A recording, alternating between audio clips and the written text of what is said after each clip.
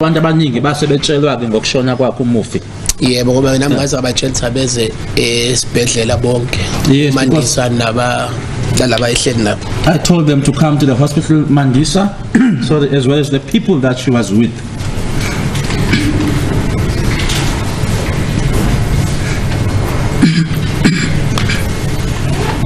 And where were they at the stage, Mandisa and the other people? Babekuphi ngaleso sikhathi uMandisa nabanye lapho? Babese phathini ka Roy Mahamutsa. At the Roy Mahamutsa's party.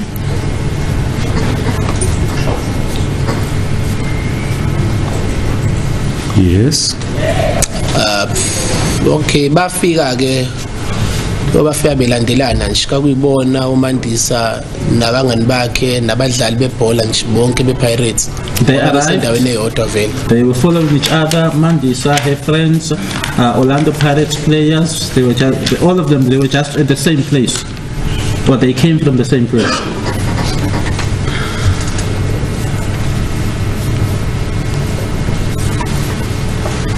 Yes. Ngiyakhumbula ukuthi bathi bebefika ke bapaka nabo la ku-emergency entrance ngaqale ngayatshela ngoba sekukhona ama-security namaphoyisa asebarricade ngabatshela abadlulise ngoba badlali bonke so basebeza ke bapaka la ku-emergency entrance. They also parked at the emergency entrance. There were police officers and security personnel. They had already barricaded. I informed them to let them in because it was players. Then base baphuma ke bona uMandisa nabo ke la abanye abadlali nabangani bakhe bangena ngaphakathi. Mandisa, her friends and the other players then went inside. And then mina ngikhumbula ukuthi ngathatha uMandisa ngamusa khona lapho eroomini. I remember taking Mandisa to that particular room. And base ngabachazela ke laba ukuthi uMandisa ubani base bamchazela ke nabo ukuthi kwenzekeni. I then informed them as to who Mandisa was. They then informed her as to what happened. Yes. Is it all? Yeah, ngikhumbulayo. Yes, which I can recall. Yebo yabakhona altercation ngikhumbulayo futhi between uKelly nabangani baMandisa. There's also an altercation which I remember between Kelly and Mandisa's friends. Noma ngasakhumbuli kahle ukuthi kakubani labo bangani kodwa le altercation yenzeka uMandisa ngimnaye ngoba ngiyakhumbula siyohlukanisa. Although I can't remember specifically as to who those friends were, but the altercation occurred, and when it happened, Mandisa was with me. I even remember myself and Mandisa went to separate them because they were assaulting Kelly.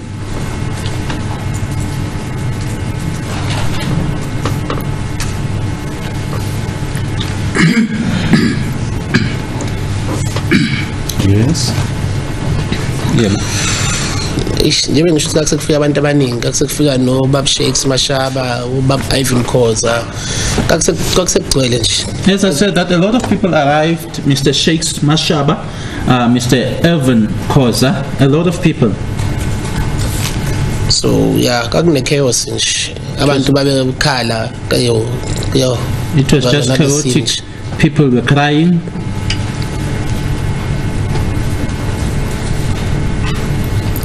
Yes. Sahlala ke khona kusukela leso sikhathi usenze bemdeclareile dead up until kwaze kwaba in the early hours. We sat there since the time of him being declared dead up until the early hours. Azalandwe imoto yasemoshwari. When he was fetched by a mortuary vehicle. Engikukhumbulayo ukuthi uTumelo ehamba noKelly ngoba ngamtshela ukuthi akangilindi sohamba naye wasathi hayi uzoba right uzohamba noKelly so oKelly noZandi think noma wakhe bonke bahamba basheshe bahamba bona. And Tumelo left with in the company of Kelly mother Zandile, because I remember saying to Tumelo to wait for me, we will live together, but he then said no, he will live with them because they left very quick, or they left early, sorry.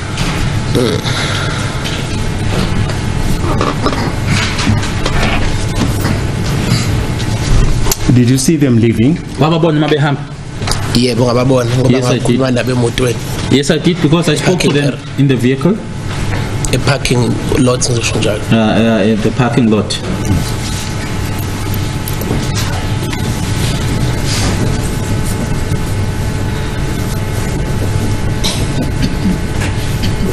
Yes. And yourself? When I Well, what time did you leave the hospital? wahamba skathini esibhedlela? Mhlawumbe it was after 1 or 2 after ukuthi angisakhumbuli kahle but it was in the early hours. Maybe after 1 or 2, I can't remember well, but it was in the early hours. Yes. And where did you go to? Okay, mina I left eButilongi with one of my childhood friends ase-Katlehong, Prince. I left Busilong with one of my childhood friends from Katlehong, Prince. And then from eButilong ngaya ekhaya eKatlehong. From Busilong, I went home to Katlehong.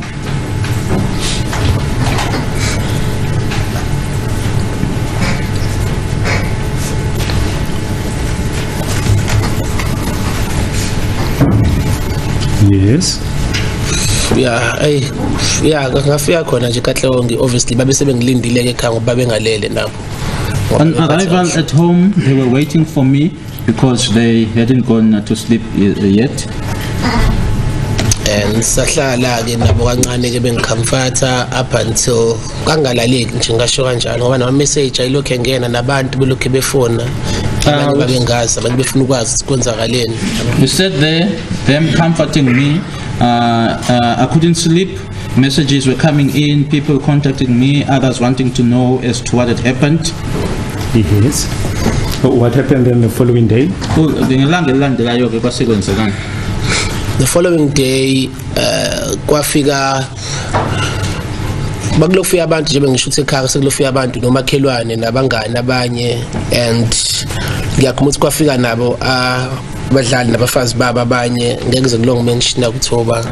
People kept on coming at my place, neighbors, the players also arrived there with their wives. I won't mention names. And then engikukhumbulayo ukuthi kwafona usisika Senzo uNhlanhla. What I remember is Senzo's sister Nhlanhla calling. Nhlanhla mayifona bangibuza iID kaSenzo ukuthi kuphi. When she called, she inquired about Senzo's ID as to where it was. Wase wathi ucela ngimtholele iID yaSenzo ukuze kuzokwazi ukuthi kuqaleke ama proceedings omngcwabo. She then requested me to get Senzo's ID so that the funeral arrangements can then get underway. La mina iID kaSenzo ngangigcine ikhona kakomunye wabadlali bebhola owayehlala eBaklu. Where I last knew Senzo's ID to be, it was with one of the players who was staying in Baklu. La uSenzo ayihlala khona prior before azohlala eMalbatheni kuleyo ndlu. Where Senzo used to stay before moving to Malbaton, in that house or at that house. Kodwa ke kwenzeka ukuthi ngaya endlini kubo kaKheli ngisho njalo lapha eFosloras. But it so happened that I then went to Fosloras parental home. Ngifuna ukubuza yena uKheli ukuthi uyayazi yini iID kaSenzo. With the idea or the intention of asking Kelly whether she knew about Senzo's ID. Just a minute.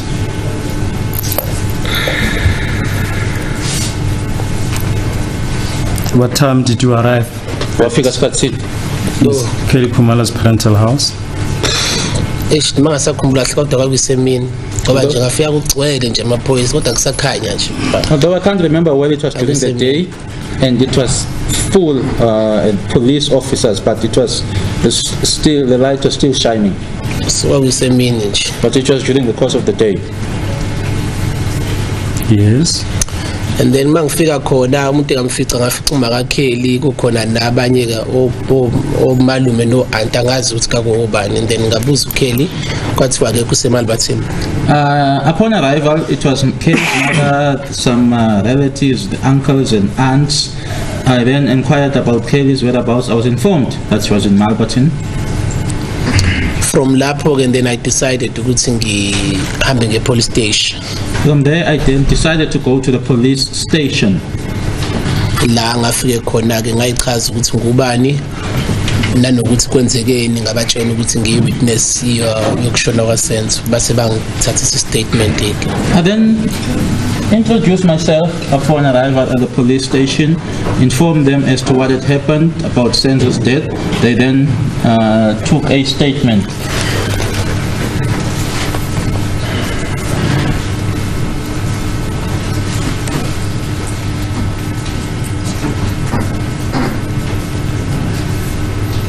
Yes. Njengoba ngazi ukuthi ngangifike emini ngoba ngahlala isikhathi eside kuya e-police station e-Foster's police station. Yeah, Foster's police station there. I stayed there for a long time at Foster's police station. Mhlambe for roughly 4 hours nje bengibuza ke bebhala i-statement ke bayibhalayo. Roughly about 4 hours. Them asking me questions and then me conveying or relaying as to what happened.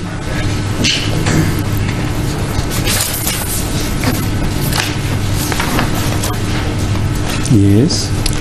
And then sathi masesiqedile lapho ngiyakhumbula ukuthi one of the people abengihamba nabo ngoba beyejimini babezohlangana base bangishiya ngase ngihamba nomunye ubhuti wayomngani kaMandisa nomuntu wakhe umfazi wakhe ibona esaya nabo eMalbathini ke sengiyakakhela. From there, because the person that I went there with was supposed to go to attend a training session, he then left me. I then left that place or the police station together with Mandisa's friend, a gentleman, and Mandisa's friend as well as his wife or his girlfriend. From there, we went to Malbatin.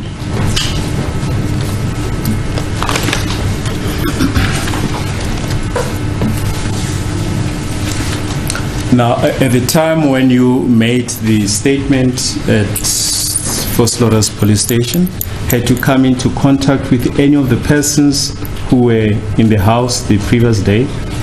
Nkathi wenza istatement lesi uqeda ukusho ukuthi wasenza Foster's police station, ngabe ukhona yini owawuhlangane naye kulabantu owawukade unabo endlini ngelanga lingaphambili?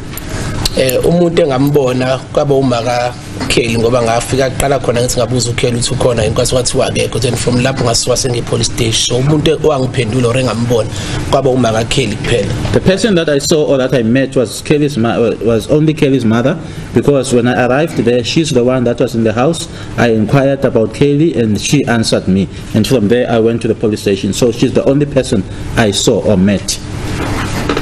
And you only inquired about the whereabouts of Kelly? Yes. Yes, what happened? Did you then proceed to Malbatin? Malbatin. Yes, we went to Malbatin. Masifika eMalbathini nakhona akagcwele nje ngaphandle, obviously akuzogcwela ama journalists nabantu beindaba, but ngakwazi ukuthi ngingeneke ngaphakathi. Upon arrival at Malbatin, it was just packed there, media people, but I managed to gain access. Yes. And then ngathi mangena ngafica kukhona uKelly noZandi wayekhona, bese kuba khona ke abangani babo ke abaningi nje laba kwi media abanye engibakhumbulayo ngababona. Then uKelly. Remember finding Kelly there, Zandi, as well as a lot of their media friends that were there. I then asked to see Kelly. Yes. And then uKelly weza ke wase ngase ngamtshela ukuthi ngambuza ukuthi i-ID kaSenzo ikhona yini ikuyena yini, wathi ikuyena. Okay. Yeah, no, it's fun. You then discuss the issue of the deceased identity document with Ms. Kelly Kumalo. What happened further? Wathi ngekaza nginike ID. You may not disclose the discussion between you. What happened after this discussion about the identity document? I went home.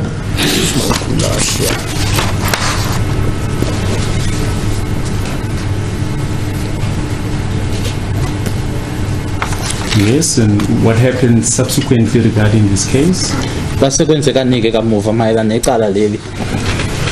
Ngiyakhumbula ukuthi attenda i-ID parade eyayise Jeep Town or Jeep Police or whatever. But I remember us attending an ID parade which was at JP Town or whatever.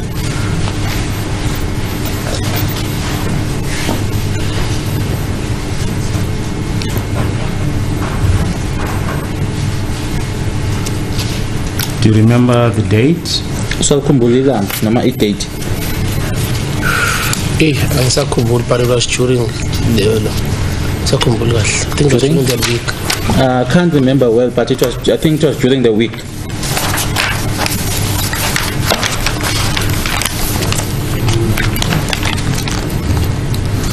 Yes, what happened? Basekwenzekanike? Kulo ID parade ngafika khona ngafika bonke kade sinabo endlini. On my arrival there, all the people that I was with in the house, I found them there. With whom did you go to GP police When station? I think ngalandwa amaphoyisa, if I stand corrected, angisakhumbuli kahle. I think I was fetched by the police, I can't remember well.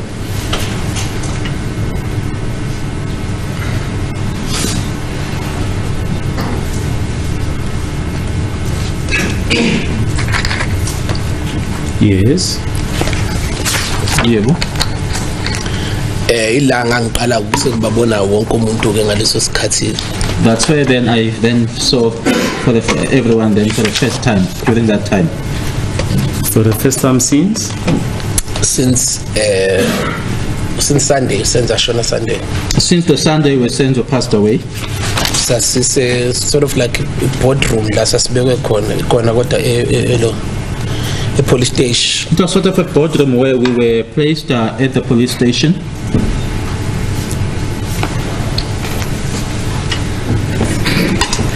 Yes. And la satshela khona ukuthi siba khona ID parade ke for which yenzeka lo ID parade sasibizwa nga1 umuntu ayela yakhona ke bese iswa kwenye indawo. That's where we were informed that an ID parade was going to be held. We then went in there one by one, and then after that or from there we were taken to a different place. And there in the room where you were, which you say it's a boardroom, could you see the room where in the parade was held? Kule boardroom okhuluma ngayo noma leli gumbi leli ekwangathi i-boardroom okhuluma ngalo. Nanibona la i-parade yayibanjelwa khona kule boardroom nanikuyona. Nanibona indawo le ye-parade. Cha ungaboni wawuhamba nje umukaphuma uhamba. No, you were in no position to see because as you would exit that boardroom you would have to walk. Yes, we'll proceed. Yebo.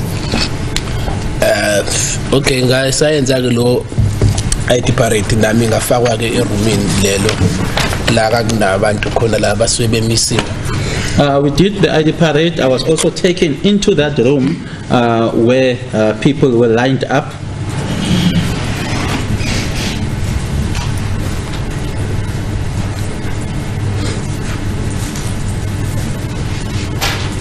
Yes. Yeah, angikhombanga umuntu ongakusho, then I think ngagudukiswa. I didn't point out anyone, that's what I can say, and I was taken home.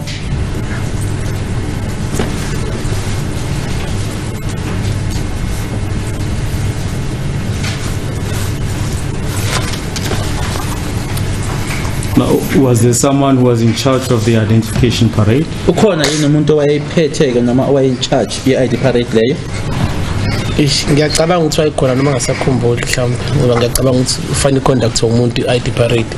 I think there was, although I can't remember, and obviously someone has to conduct the ID parade. Did you see if a form was completed? Ngabe wabona yini ukuthi khona iform ababeyibhala? I can't remember well. They were writing, but I don't remember myself writing anything.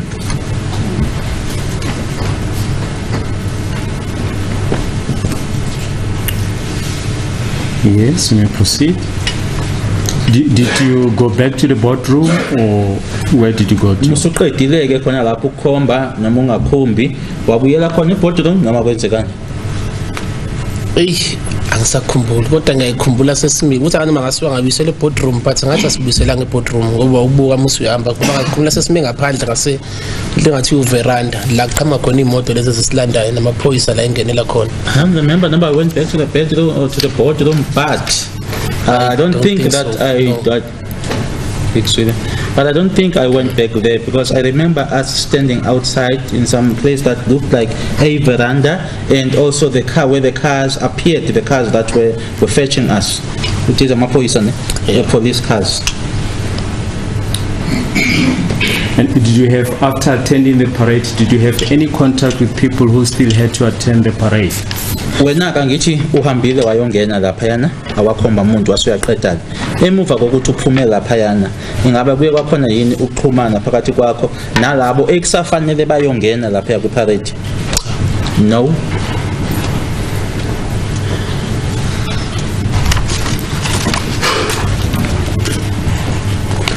Do you know if photos were taken during the parade? Ngabe uyazi yini ukuthi kunezithombe ezathwetshulwa ngenkathi iparade isenzeka? Angikhumbula. I can't remember. No.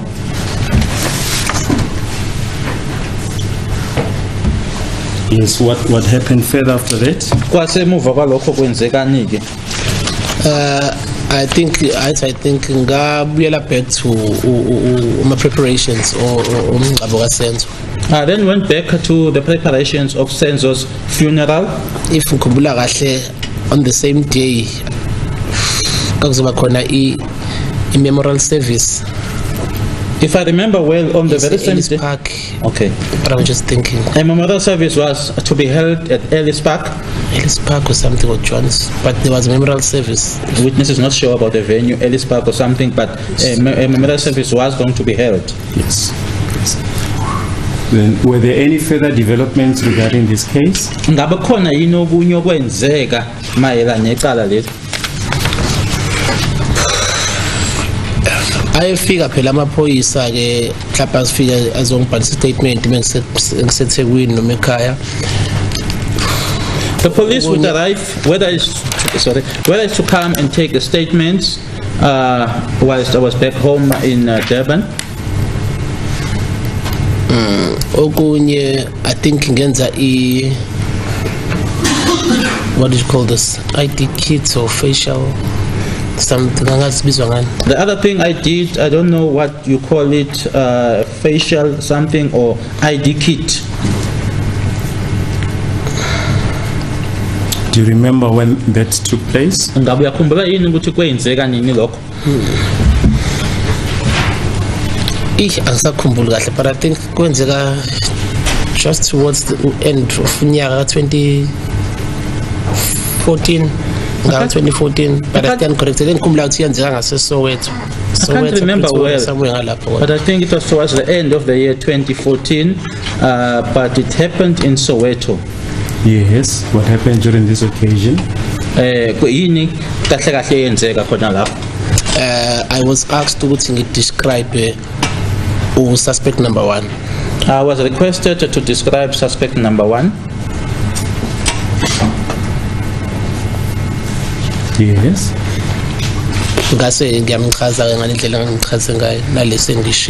I then described him in the manner in which I did and the manner in which I've already mentioned.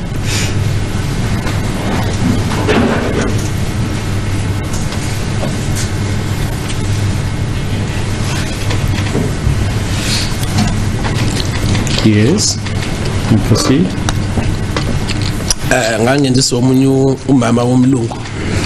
It was conducted by a white lady.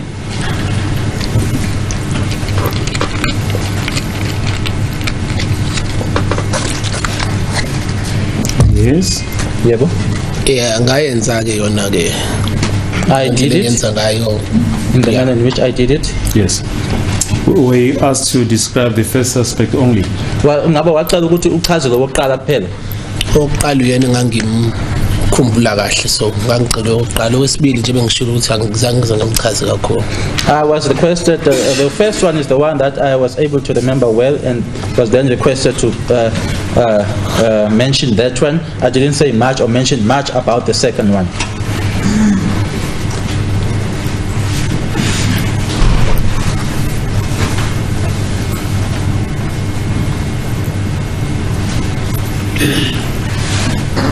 Do you know if an identification kit of the second suspect was compiled based on a description?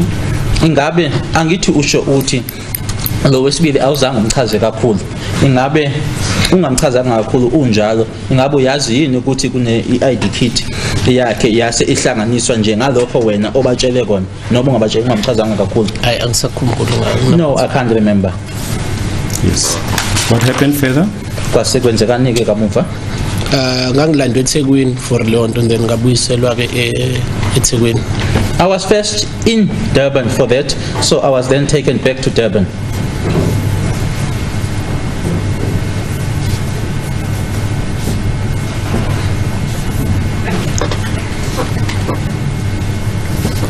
Yes. Yebo.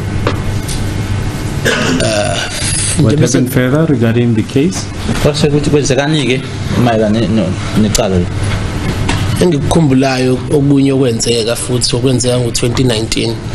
What I do recall which happened, and it happened in 2019. Yes. Kaku January. It was in January. I think January 12th. 12th January.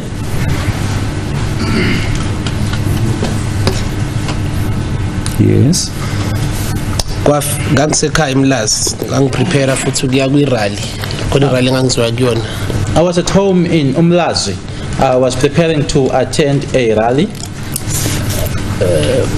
with umngane wami engangihamba naye sasithole ngaye ama-accreditation tickets. So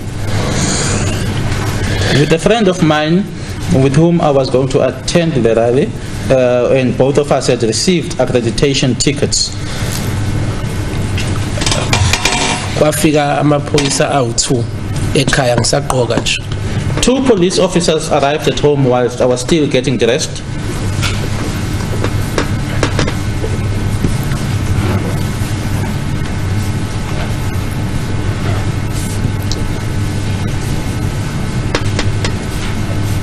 Yes. Yeah. It is Lisa, it is Fazan. A male and a female. Ngathi mangibuka ngisabuka ngingakabavuleli ngalinothisa leli lesifazane ngoba ngiyalazi ngesikhathi kusaqala icase. When I looked at them just before I could open for them, I then looked at the female police officer and recognized the female police officer because I had seen her before at the beginning stages of the case. You recognize her as who? Nanjengobani? As Ma'am Joyce Buthelezi, captain or whatever she is. Joyce Buthelezi, captain or whatever she is, but Joyce Buthelezi.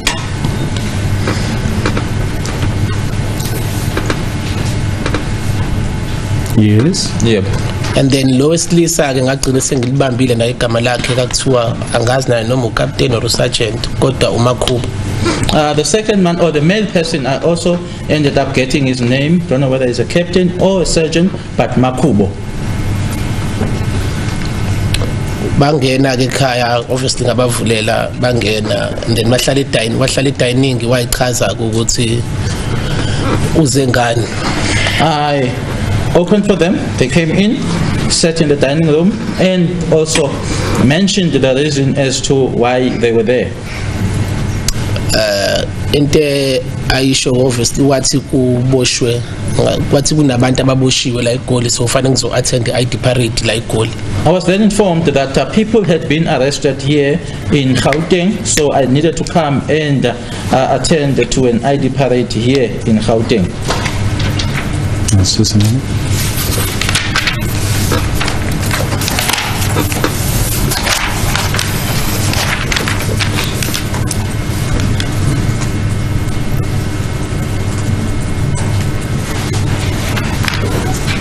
Yes. For which mina akuhlalanga kahle kumina lokho ngoba normally into yababeyenza amaphoyisa bezongilanda babeqale bangifonele babengavele nje bafike babengakaze bafike ekhaya bebeqala ukuvele bafike njalo nje bafika yena bebeqale bangifonele bangibrief bangitshela ukuthi bazoza. It didn't sit well with me because it had never happened where the police would just arrive at my home. They would first call me, brief me, informing me that they would be coming. So it was for the very first time that they just came without letting me know. Worse, ukufika kwakhe uthi bazongilanda. And worst of all, telling me that they came to fetch me.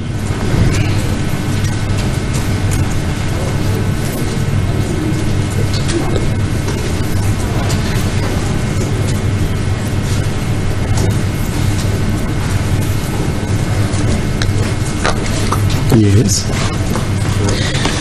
From there nganqaba ngaqala ngangathi ngiyanqaba ngathi nami nginama plans kodwa ke waswangase wangitshela ukuthi phela egcineni ngiwitness so lento ayisho nami ngayi understand ukuthi vele egcineni ngiwitness ayengivele ngize ngikwazi ukunqaba ngase ngathi ngicela balinde kuze kufike uma ngoba wayesemsebenzini ngathi akulinde iqale kulinde kuze kufike uma. I initially refused and said that I also had my plans, but it was then explained to me that I'm a witness. I understood that, but I then made a request that they will have to wait until my mother comes back, because my mother wasn't there, she was at work, so they had to wait for her to come back.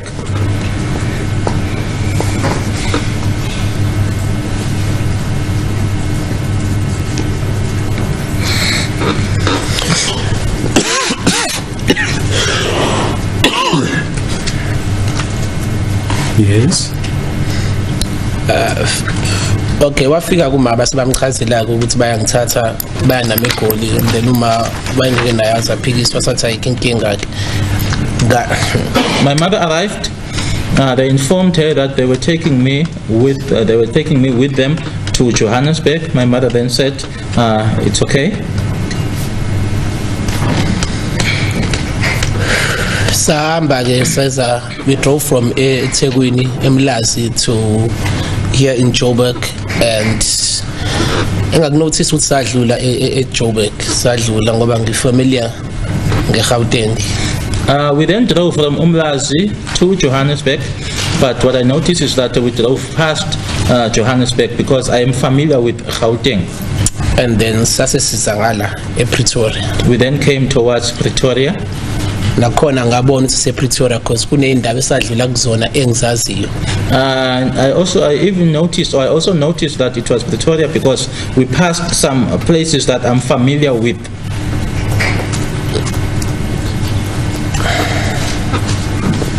Yes. Emotweni ngakusayi mina nayo Makhubo noButhelezi. In the vehicle it was myself, Makhubo and Buthelezi.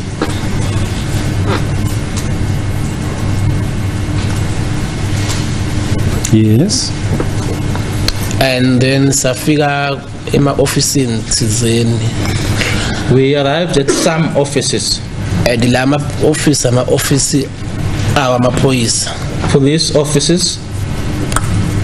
Kungathi mungena nje ngathi kuyi-tunnel ungena musu uyanyuka musu ufikele parking area. It looks like a tunnel. You go in, you go up, and then you get to the parking area.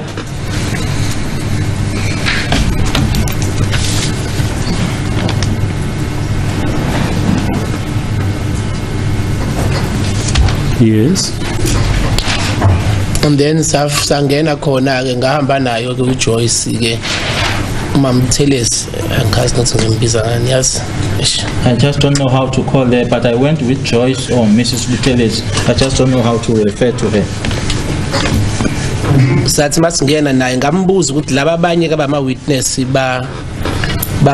bakuphi bona wathi nabo bayolandwa amanye amaphoyisa njengoba nami ngilandwe yibona.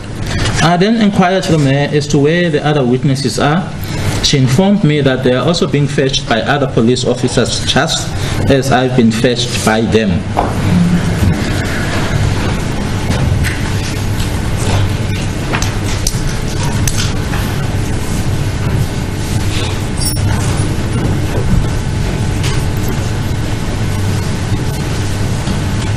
Yes. and then sadlula yaseshwa la sadlula khona sangena liftini, and then we angisazi ngathi menya ama stepis sangena ama stepis ngoba ngiyakhumbula khona la kune toilet khona engacela ukuchama kulona. We went past where they are searching as you go in. I think we went up the staircases, but I also remember seeing a toilet where I requested to go in.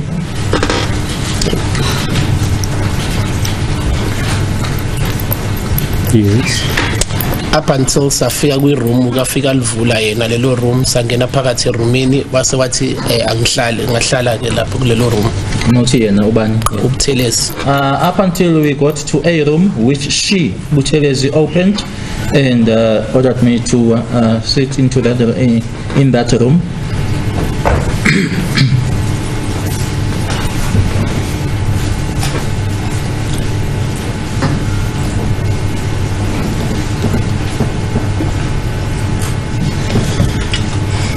Yes. And kulelo office into enganginotice engenza ukuthi ngize ngisho kulela office kakuyelakhe Buthelezi because lalinezithombe zakhe on the wall.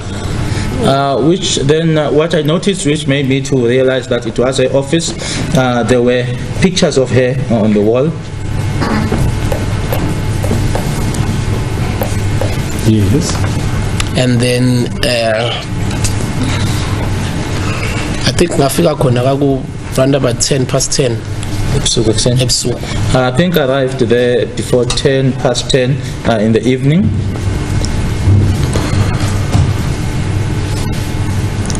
Mangimbuza ke nge-ID parade ukuthi ID parade yenziwa wathi ayizokwenziwa sorry ngoba ukuphuma kwakhe eroomini waphuma kungathi uyolungisa leyo ID parade or wenzani. I then inquired from her about the ID parade. She then said to me, no, the ID parade will proceed.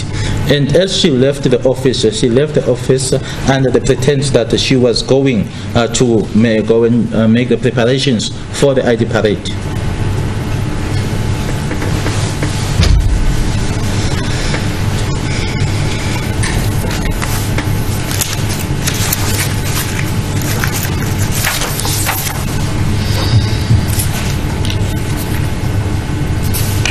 Yes.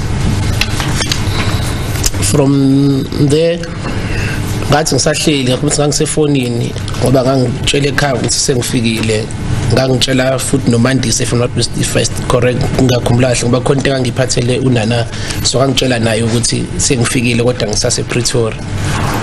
From there, I remember I was busy on my phone. I was informing them back home that I had arrived. Also informing Mandisa that I had arrived because there's something that I brought for Nana, who is now Mandisa's child. So I was busy on my phone. And then kwase kungena amadoda u2. And 2 male persons entered. Just a minute.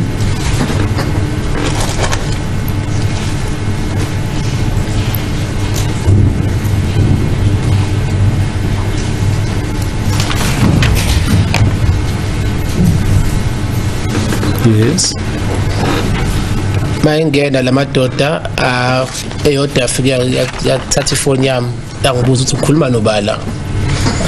As they entered, one of them took my phone and asked me, who are you chatting to here?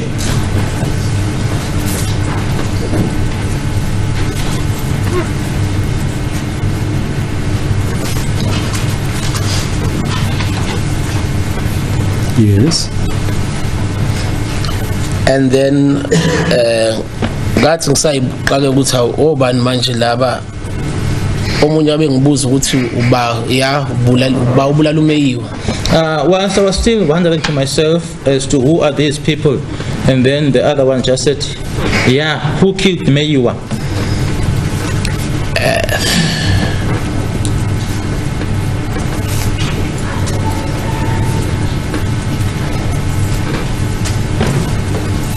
Yes. And then ngathi ngisathi ngizama ukukhuluma abe ngishaya ke. As I tried to talk, they assaulted me. Angishaya to a point ukuthi ayethi imina ngimbulaleleni uSenzo. Assaulting me up to a point where they were alleging that it was me Why did I kill Senzo? Just a minute.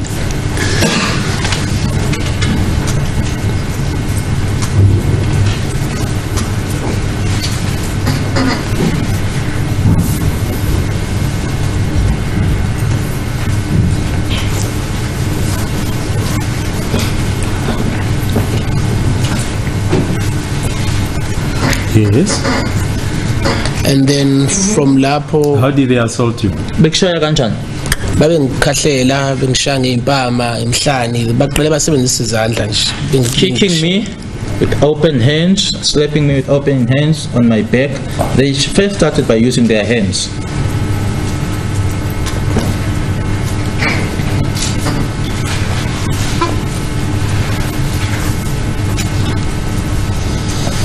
Yes.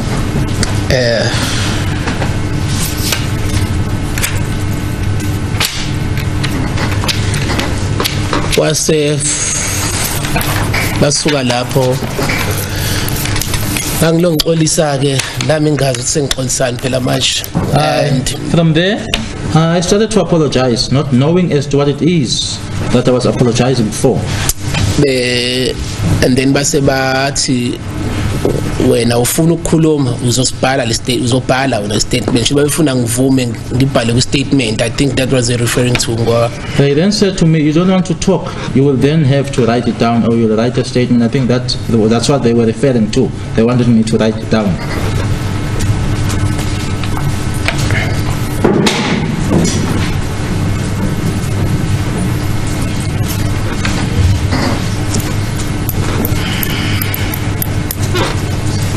Yes. And then from lapho oyedwa waphuma. From there one of them left or went out, and wathi mayebuya mina ngitshe mhlawumbe kubuya ubuthelezi ngoba phela uyena umuntu ongishiyela eroomini mase kungena amadoda esengishaya angishayelani. When he came back, I was under the impression that it was Buthelezi who was coming back because she's the one who left me in the office, but now men came in and they were assaulting me for what? And then nganti lo buyayo uphethe beyothatha isikhwama shoot wabuye sephethe isikhwama ubhaka. When this one returned, it so happened that he had gone to take a backpack.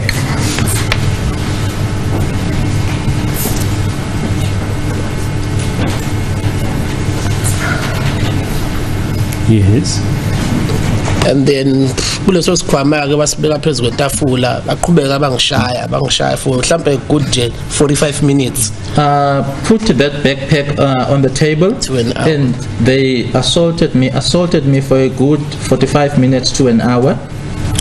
Bengishaya emhlani la ngaphambili esifubeni benginyathela isifuba bangigxobe ngamabhuzu abo on my back.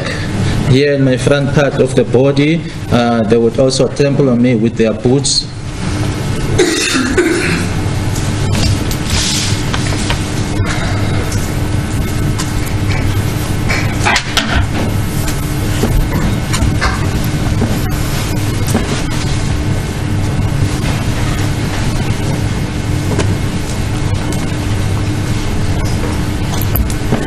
Yes, and proceed. From there, lo munye waswavula isikhwama ke. From there, the other one opened the backpack. Mayivula isikhwama wakhipha intambo. And from the backpack, I took out a rope.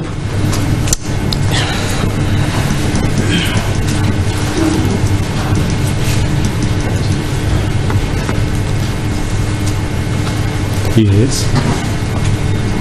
Intambo mangidescribe le intambo le esebenziswa mawuzobopha inkomo mawuhlaba usebenzisa le yankomo intombi le intambo eqinile enkulu nje irope enkulu. If I were to describe that rope, it is a big and a tight, a strong rope. It is the one that you use when you are tying a cow and when you are about to slaughter it. Yes. From lapho basinto abayenza nje babengijele phansi vele ngoba ngangibheke phezulu ngilongivika. bangiphendula ngalala ngesifuba. Okay, from there, as I was laying on the floor and looking up and kept on blocking, they then turned me around and then I lay on my chest.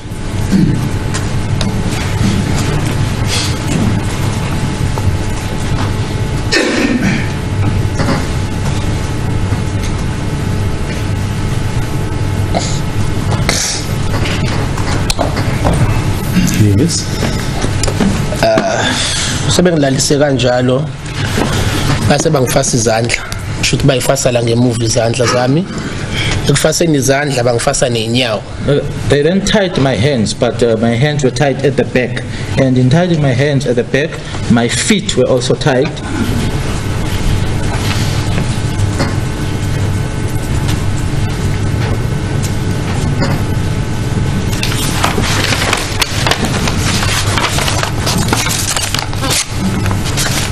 Yes, you may proceed.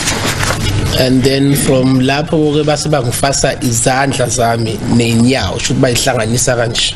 And then jointly my hands and my feet were tied like this.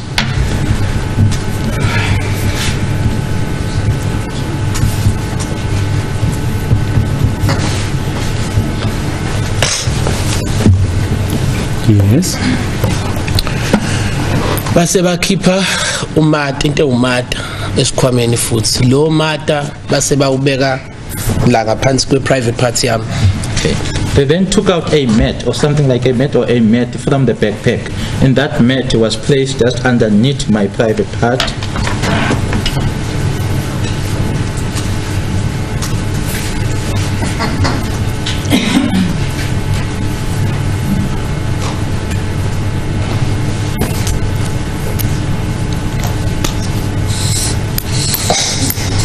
Yes.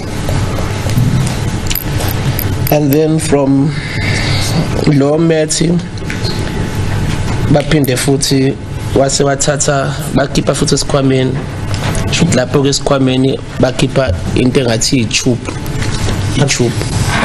Something was again taken out of the bag, something like a tube.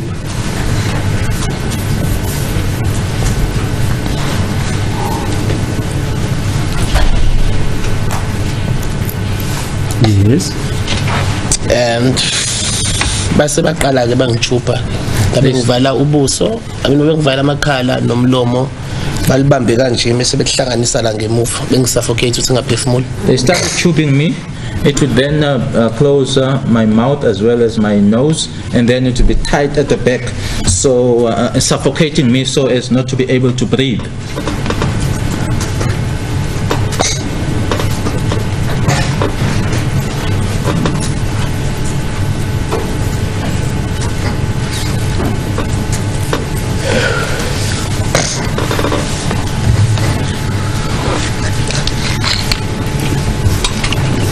Yes.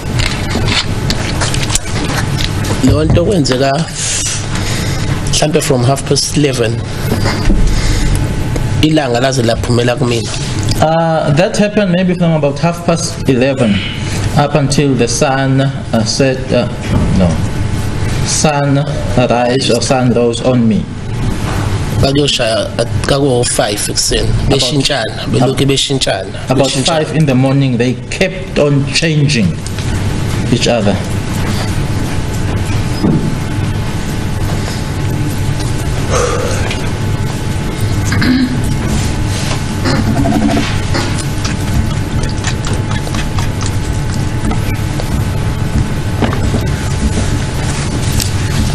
Yes, may I proceed?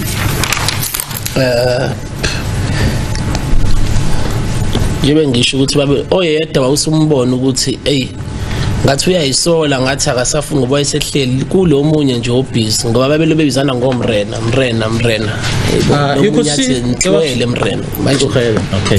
The other one, you could see that this other one was sort of like regretting what was happening, but there was this one that kept on, and they were referring to each other as Morena, and the other one saying to him, "Mtlugele Morena, leave him out."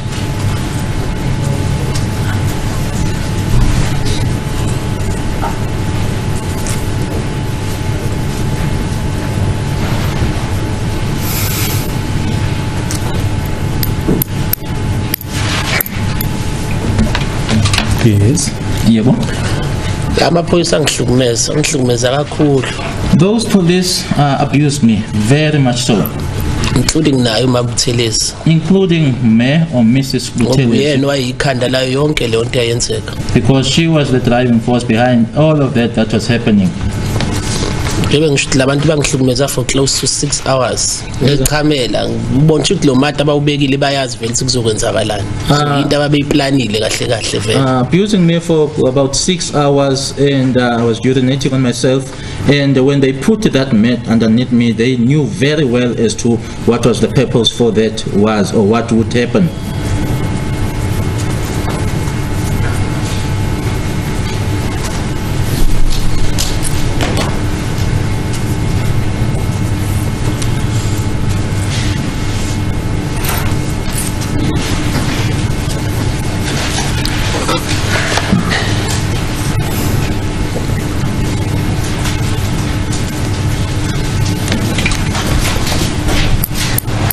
Yes. Yebo.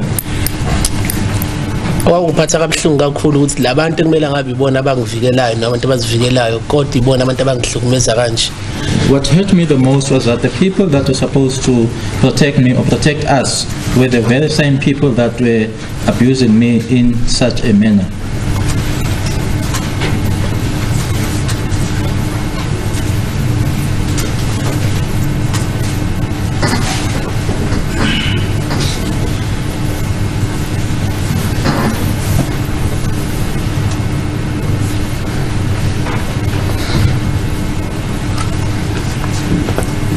Yes. Ngiyakhumbula ukuthi ngoba njengoba ngisho babe ngifasile ngendlela babe ngifase ngayo kukhona la ngathi ngiyazama khona ukusukuma ngincike odongweni njengoba ngisho ukuthi lo muntu awusumbona ukuthi ngathi uyayisola ngalento ayenzayo ngoba uyena wayibuye angisize futhi kodwa manje. As I'm saying, as they tied me, or the manner in which they tied me, I tried to get up and lean against the wall. And as I'm saying, that the other one was sort of regretting or had a regret, and was also the very same one who tried to help me. Yebo. And then emva kwesikhathi bengisho ukuthi lento yazi washaya ukuseni ngoba ilanga laphumela phambi kwami nje ngikubuka emendini ngabo 5:05 ngase baphuma bangiqaqa ke bebe ngiqaqa base bafaka izinto zabesikhwameni baphuma. Okay, as I said that it was the sun rose just in front of me about 5:05. They then untied me and then placed back those items in the bag. Yebo. And then base baphuma ke bobabili. Both of them went out.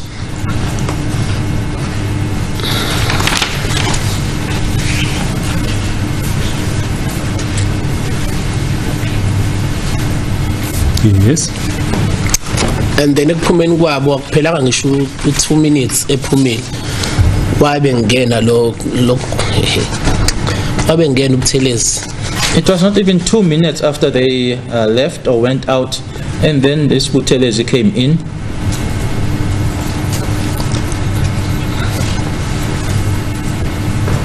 Yes. Wayikhuluma ke nje lokho ekhuluma into ayishoyo angangamuzwa nokuthi uthi ngendlela ngidinwe ngayo angisho kahle nje ukuthi yazi lo mama lo. She was speaking, I don't even know what it is that she was speaking, and the manner in which I was so angry was just saying, this lady.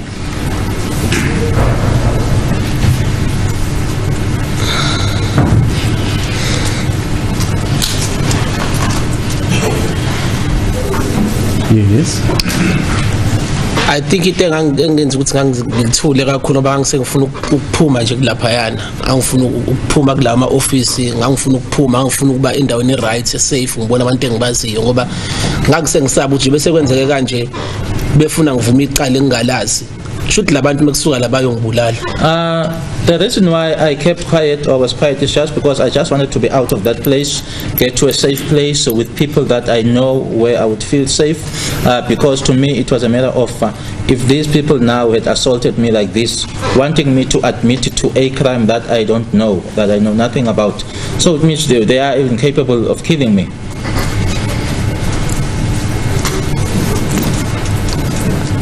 And which crime are you referring to? Uma ukhuluma ngecala, ukhuluma ngaliphi icala?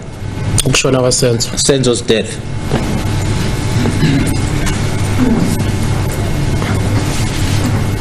Yes. Yebo. And then from there sahamba ke ngahamba nayo ulo uButhelezi esakhona futhi nayo Makhubo should babehleli lathi behleli khona. I then went out together with Buthelezi and Makhubo, which means that they were seated somewhere.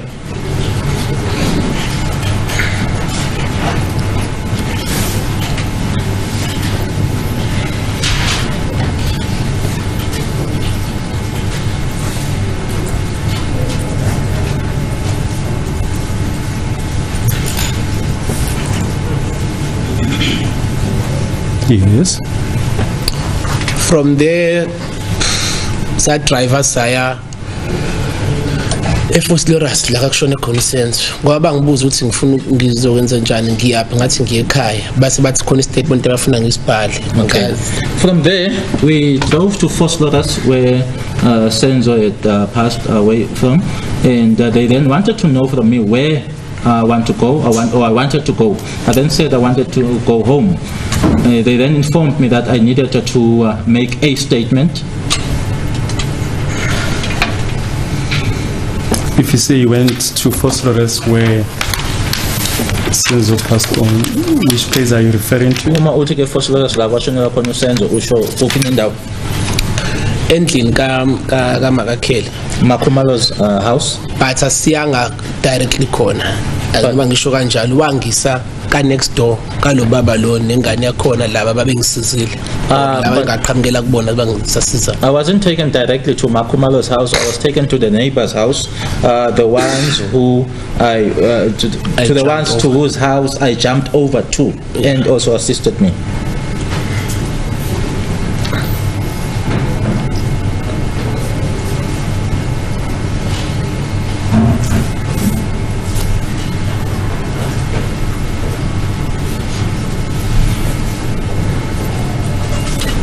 Yes.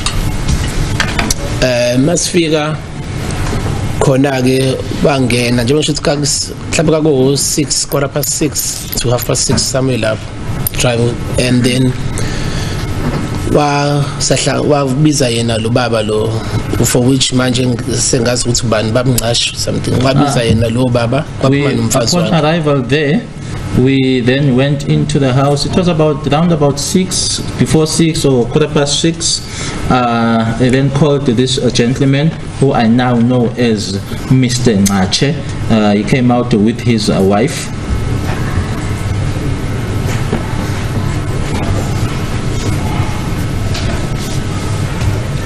Yes. And then from lapho ke uMabuthelezi wamtshela ukuthi ngubani mina umfana lo wayela kanje kanje. Lo baba wasathe akasakhumbuli kahle kodwa umfana wakhe ongakhumbula kahle kodwa umfana membuka nje ucisha afana naye kodwa asakhumbula futhi umfana wakhe omkhumbulayo. She then informed Mr. Ngache as to who I was.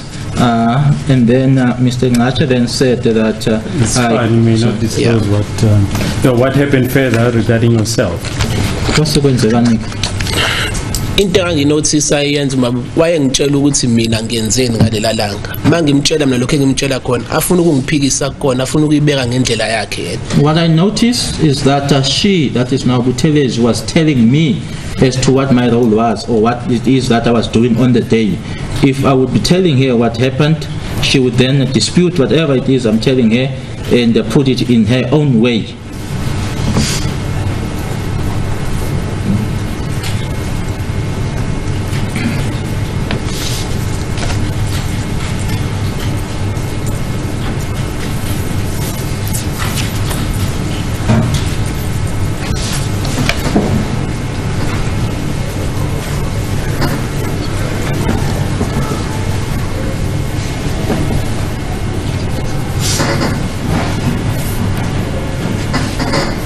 Yes, you may proceed.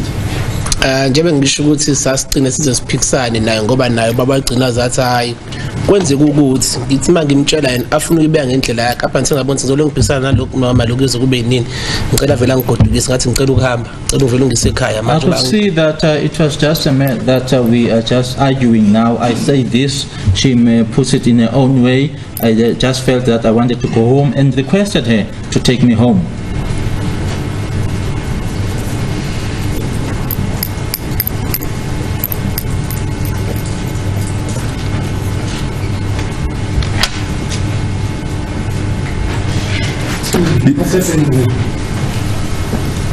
Are you asleep, sir? Kulma now, Mr. Sbia. Kulma now. Let. He says he's not sleeping tonight. Okay. Now, did they explain to you as to why they were taking you, in particular, to the nurses? Ingaba bakutshela yini ukuthi kwakungani bekusa kwangcatshe? Cha, angitshelanga. No, he ngabona ngoba sidlula ku-off ramp yaseKatlehong sangena ngiyase spread view first terrace ukuthi oh shoot lo mama ungisa lapha ngangithulele mina emotweni ngemuva ngangafuni ukukhuluma. She didn't tell me. I just saw us passing the Katlehong F ramp and then taking the straight view off ramp. I just kept quiet. I didn't want to say anything, and then just realized, oh, this one is taking me to First Lotus. Yes, you may proceed.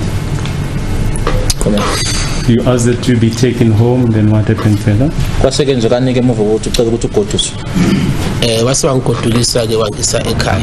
then took me home to Katlehong.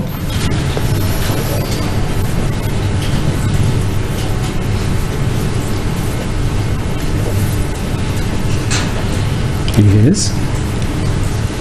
And then from Katlehong ngafike ekhaya ke ngafike yazi nami ufika kini ngathi mangena nje ekhaya ngibona abantu basekhaya ngakukhala ke bangibuza bangibona ukuthi nginjani bangibuza ukuthi kwenze njani ngangasakwazi ukukhuluma ke lapho. You also know how the feeling is or how it is when you get home, you see your people. I just got into the house, I cried, and they were asked, they could see as to how I was, and they wanted to know from me as to what happened. Okay. And do you know if a docket was open against you and other people who were in the house? Ingabe uyazi yini ukuthi kunedokodo elavula livulelwa wena kanye nabanye laba owawusendlini kanye nabo? Cha ngikwazi. No, I don't know.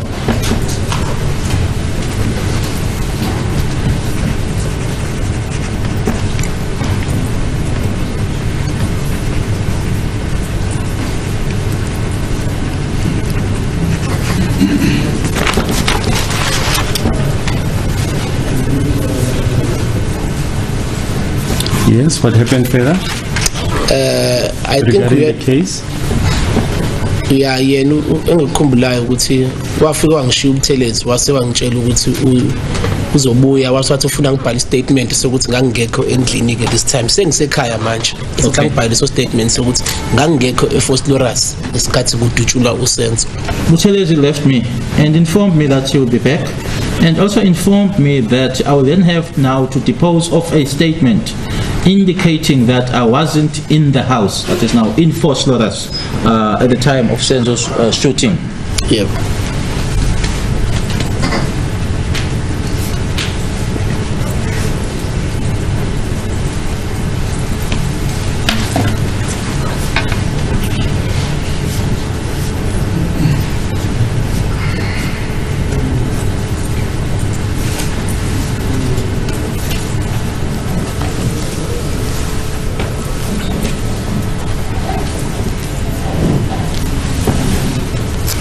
Yes, you may proceed.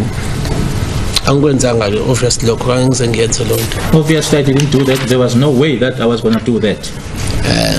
Yeah, ngiyakhumbula ukuthi wahamba wangishiya ke and then ekhaya base babelo bengithoba ke bangishutha ke nalanga ngilimale khona nje emhlane inyawo la ngifaswe khona. She then left me, and then at home they tried to attend to me, taking pictures on my back where I had been injured and also where I'd been tied.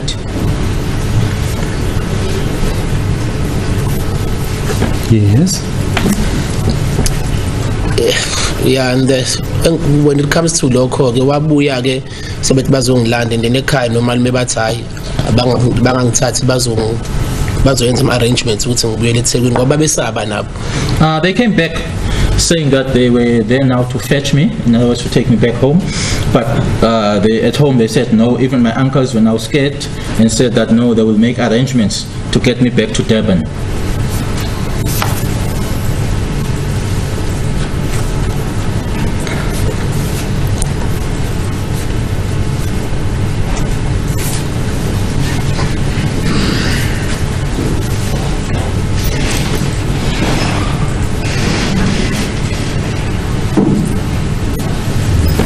Yes.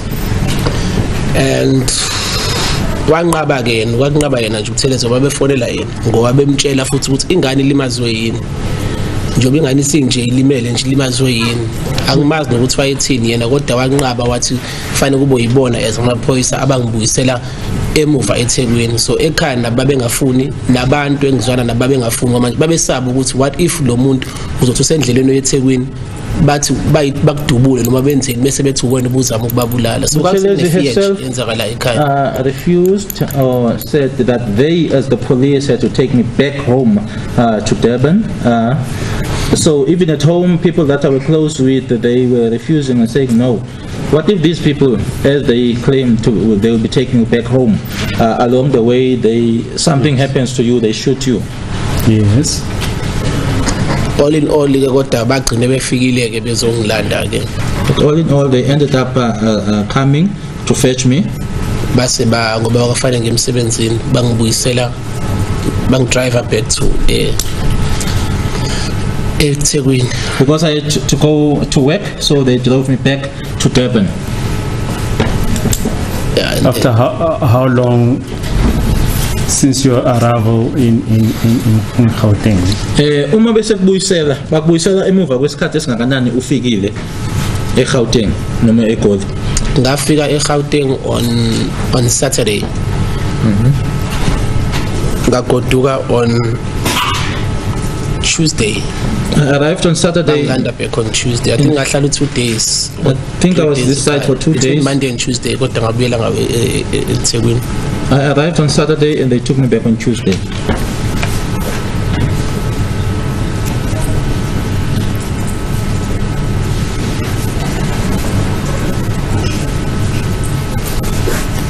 Yes. What happened further regarding the case? Okunye kwenzeka ke mayelana necala. Okunye khona la ngakhona kwi ID parade futhi eseMaritzburg. I attended an ID parade which was in Maritzburg or Peter Maritzburg.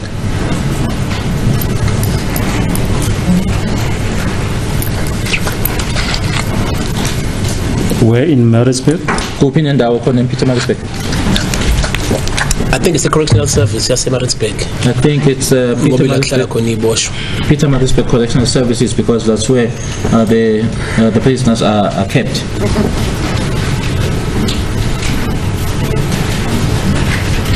Do you remember the date? It date you say kumbo? Ngingasho ukuthi I think kaku early 2017 mangibuka ngoba ukhona umsebenzi angisanda kuqala kuona, so akusayinyanga nje ngiqale ngoba ngiqala ngo-October. I think kaku early 2017. I think it was early 2017 because I just started a new job. So I think around October. October. I started. I think kaku January. I think I started the job in October, so I think they arrived at about, or it was about January. So ngoba bangilanda emsebenzini because they fetched me from work. January of which year? January of umnyaka 2017. 2017. Yes, you may proceed. Lapho ngalandwa amaphoyisa noma ngasakhumbula ukuthi kwakubani. I was fetched by the police, although I can't remember as to who it was. And then got a driver to a lapho eMaritzburg lo correctional service engishoyo. We drove to that correctional services service in Maritzburg, La kuthiwa kuzoba khona i-ID parade. where I was told an ID parade was to be held.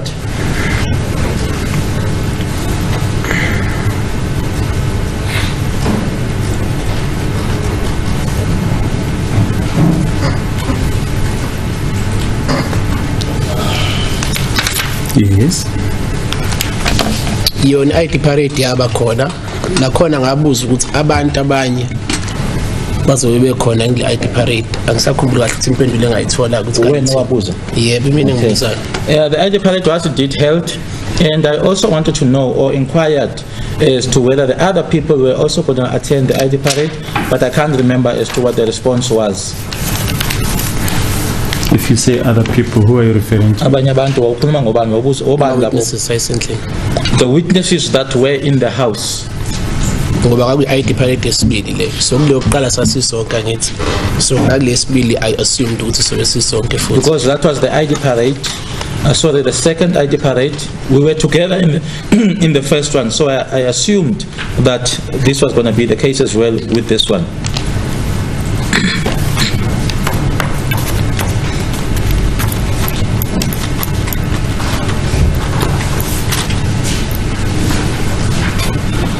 Yes.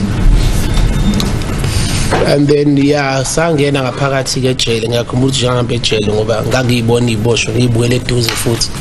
Remember, we went into the prison because I know that it was a prison. We went inside and I could see the prisoners and from a very close distance.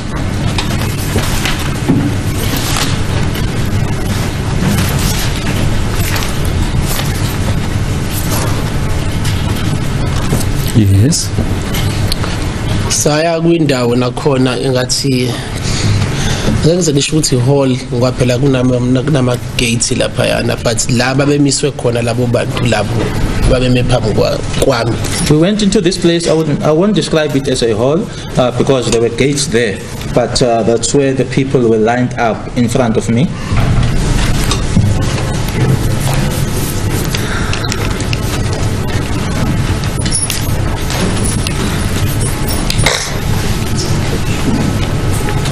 Yes.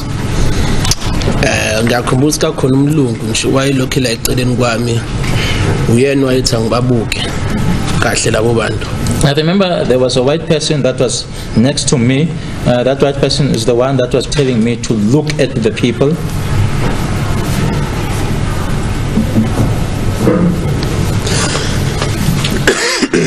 Yes. Ngiyakhumbula ke nakhona ukuthi babe kulongibuza ukuthi khona nengibona athi hayi lokuthi ngibukisise kahle ngasathi hayi engikhumbula engakusho noma ngasakhumbula kahle ukuthi amazwi ngangwabeka kanjani but engikhumbula engakusho ukuthi ngathi ngibona nama similar features to number 1 suspect number 1 wayesendlini. I was then asked if there was someone that I could see from there. I said no. They was then asking me to have a proper look, but what I do remember saying, although I won't be able to put the precise or the exact words, that I see someone with the similar features to suspect number 1 that was in the house. Just a minute.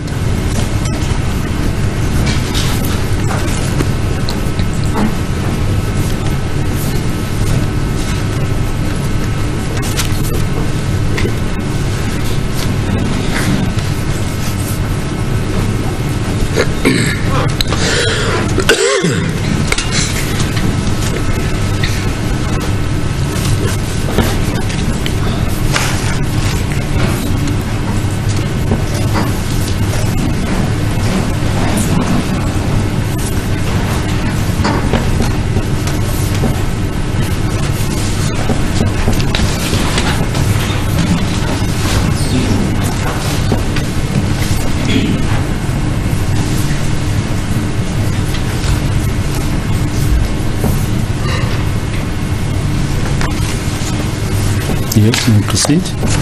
And then from there bangibuza ukuthi unamba bani ngabatshela ukuthi unamba bani ngisakhumula ukuthi kwaku number ba ngakhumbula bethi akasondele base banginama ngisondele base bathi umuphi ngathi ulo base bathi mkhombe sengiyabona sengimise eduze kwakhe eduze kwakhe but they wanted to know me to know the number, and I mentioned the number, and then they requested the person to come closer. I was also made to move closer, and they asked me to point. I pointed the person, and then I started seeing them. ngase ngibona sebeyashutha izithombe, taking pictures. Sekushutha izithombe, emva kokushutha izithombe sebethi hayi alright okay sengathi siyahlukaniswa hayi mina ke into ngiyayi-addressa ngaleso sikhathi ngabiza ubaba lo owayi ubhuti ubaba oyi-investigating officer I think at that time namanje ubabginindi ngam-address ukuthi kwenzakalani ngoba angisho ukuthi uyena lo muntu ngithi unama-similar features wase washo ukuthi hayi no ngisho kahle ukuthi unama-similar features wasathi okay ayikho inkinga uzwe. We were then separated, but I then, as someone who addresses something at that moment, I then addressed it with the investigating officer at the time, who still is Brigadier Kininda, and told him that I said the person has got similar features. And he then said, no, you said well that he's got similar features, yes.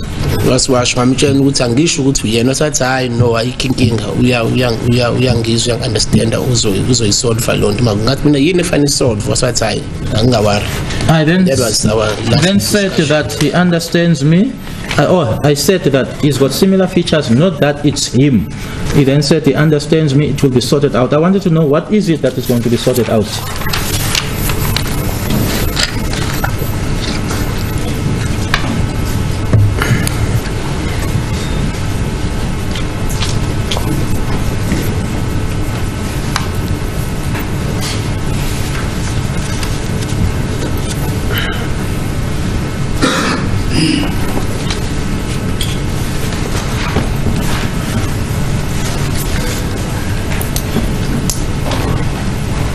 Yes.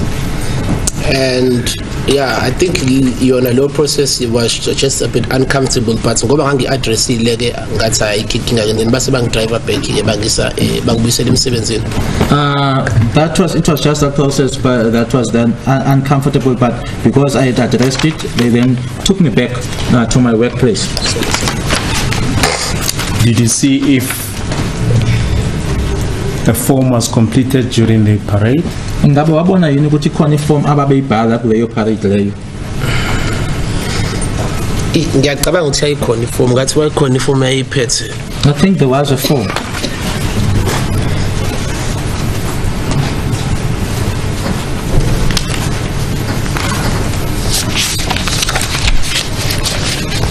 You mentioned that pictures were taken during the parade. Just want to show you Exhibit T in brackets 2,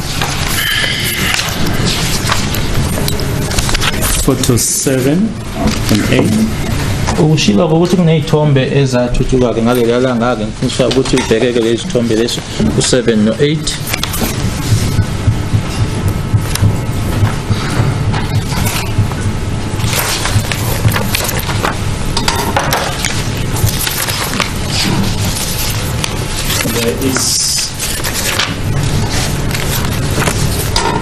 Who is the person on photo 7 and 8? Ubani lo okulesithombe 7 no 8?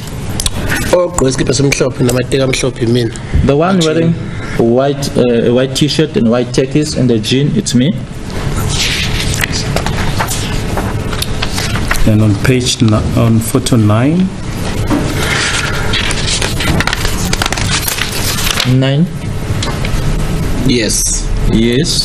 What was happening there? Mina lo okwesikhipha simhlophe and then ulomlungu engimishoyo ke lo la ngemuva semva kwami, and then lo osondelile la ulo engangithe mina unama similar features. It's me with the white t-shirt, the white gentleman behind me, and then the person that is closer is the person that I pointed and then said had similar features. Similar features as? No, similar features nanjengo? Suspect number 1. Suspect number 1.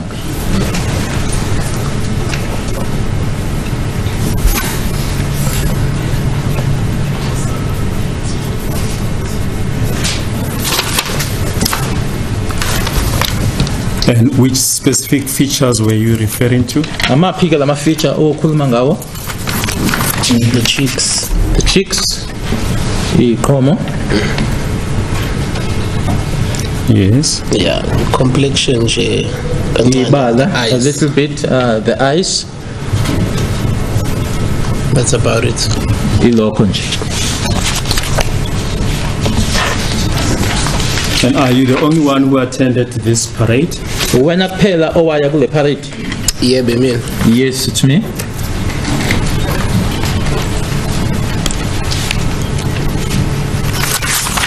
Or maybe let's put it to this way, were you the only one who was taken to, did you travel alone when you were taken to the parade? Uma ngabe usiwa kule parade wawuhamba wedwa? As in the witness, no ma. Yes, when you say alone, are you referring?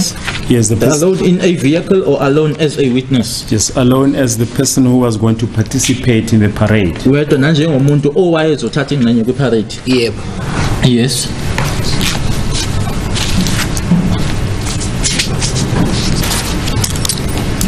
Well, I see we've almost come to the end of the court sitting. Will this be an appropriate time to adjourn until tomorrow? What's the time? I think it's just hardly 3:30. Are you available, sir, tomorrow? The witness? Oh, for next Yep. Yes, Father. Where are they housing? Where are they housing? Where? Where? Are you at the Sheraton Hotel or where?